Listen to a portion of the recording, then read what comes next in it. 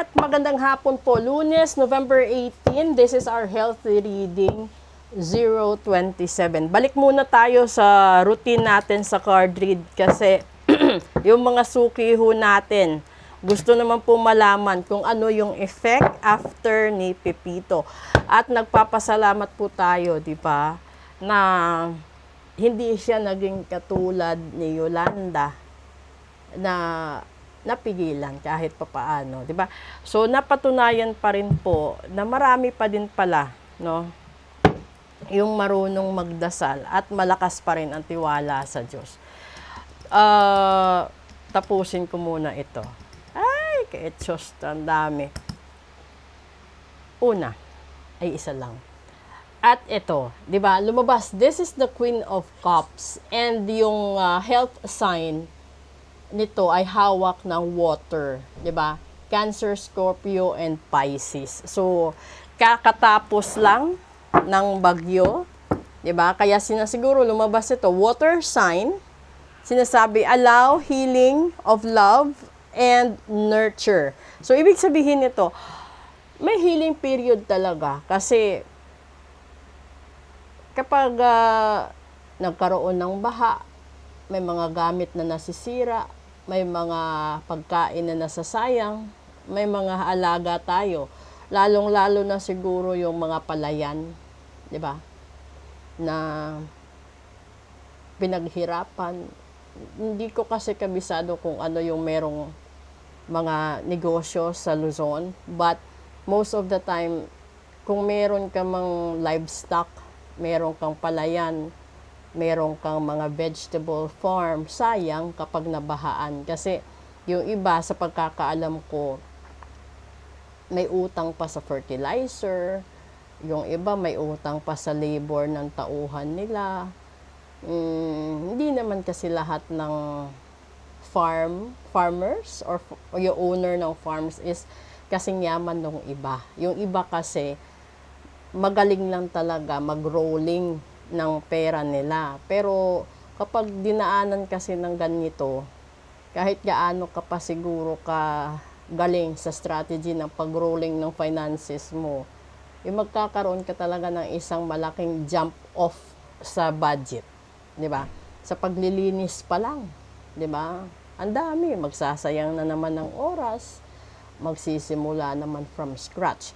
So, dito sinasabi, allowing yourself to receive the healing process and the love of God.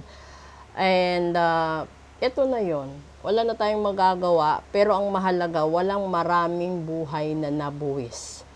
Kasi, yung punto ko sa pagpapanawagan sa dasal at yung pagturo ko, yung pagsalba lang talaga ng buhay. Never ko talagang ginamit ang page na ito to tell anybody kung ano yung gagawin.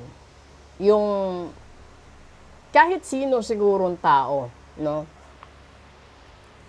You have to think outside the box on how to on how to help other people in your own little way. Kasi wala yung hawak ko lang, yung alam ko lang is magdasal. Hindi naman lahat ng tao pareho ng level ng dasal, pareho ng level of beliefs. Kasi marami ding mga tao na dati grabe yung tiwala nila sa Diyos. Yung parang hindi mo na makita na binitawan nila kahit isang segundo ang Diyos. Pero nung tinamaan sila ng isang matinding problema, tinalikuran nila at nagtampo sila sa Diyos. Meron namang iba, bumalik sa Diyos. Di ba? Ganun talaga ang tao. Kasi ang tao hindi perpekto. Di ba? Ganun lang yun. Pero, yung gusto ko lang i-portray, kasi, based on my own experience, lumaki kasi ako sa isang conservative na family kung saan yung mga lolo't lola ko nagdadasal alas 6 ng umaga, alas 6 ng gabi. Bago, tapos yung nandoon ka sa punto na hindi ka pwedeng magsalita sa hapagkainan kung hindi ka tinatanong. Hindi ka rin pwede na mag-absent sa hapagkainan kapag andyan ka sa loob ng bahay. Alam niyo yung ganun? Napatakaran basta mga ganun. Alam niyo na yan, lalong-lalo na yung mga tao na pinanganak ng 70s. 'Di ba? Ito yung pinaka-conservative. I guess 70s downwards, yun. Pero kasi lumaki ako sa ganun eh. Tapos, di ba ganito yun? Yung iba, ugali pa. Dahil sa sobrang conservative, ipapasok ka sa isa ding Catholic school. It's either you go with a Christian school or you go with a Catholic school or exclusive school kung afford ng pamilya mo. So, ganun yung breed dati. There's no freedom at all kasi wala naman telepono dati. Meron siguro yung padayal-dayal na ganun. Pero yung punto ko dito is hindi masama. Kung titignan ninyo lahat ng videos ko, never akong nag-share ng ritual. Never akong nag-share ng Latin.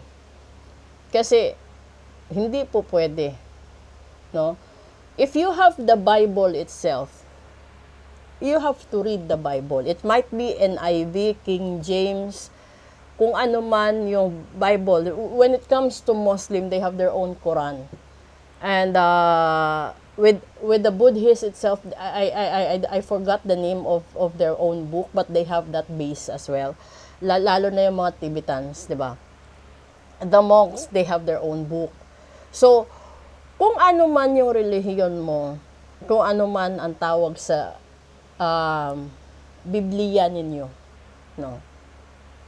You don't need to live by the book, but you have to read between the lines of the written prophecies inside sa libro na binigay sa'yo. Kasi, hindi naman po pwede mag-aral ka sa libro. Hindi ako master ng Biblia. Inaamin ko yan. Pero, base sa experience ko, kasi yung great-grandparents ko manggagamot na eh. So, I came from a manggagamot clan talaga. And then, nung itinuturo lagi sa atin, di ba? Kapag nasa Catholic school ka kasi, and then if you have a subject of religion, from elementary down to college, kasabay mo yung relihiyon. It happens to be, sa side ko, yung Catholic school, kung saan ako nag-aral, yung patron saint is Señor Santo Niño de Cebu. So, my great-grandparents and my parents are devotees of Señor Santo Niño. Doon naman sa nagsabi sa comment section na kaya binabagyo at binabaha ang mga provinces dahil sa fiesta. Huwag kang ganon. Kasi if the Catholic people, no, is respecting your own religion, kahit atheist ka pa, no, kung nire-respeto ka, huwag mo naman sabihin sa ibang province na dahil sa fiesta. Because the fiesta is giving an honor to the patron saint of their province.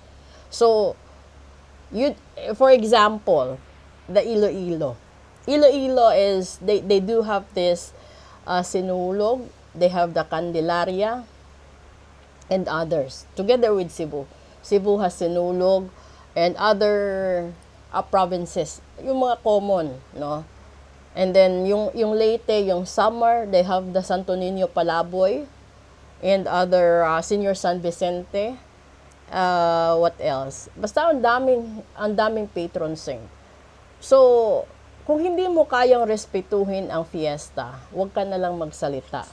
You just have to keep it by yourself. And then, let it go. 'Di ba? Ganun lang kasimple. Huwag ka nang magtapon ng salita. Kung hindi mo tanggap, ayaw mo, huwag kang pumunta. Huwag ka na lang magsalita. Okay? Thank you.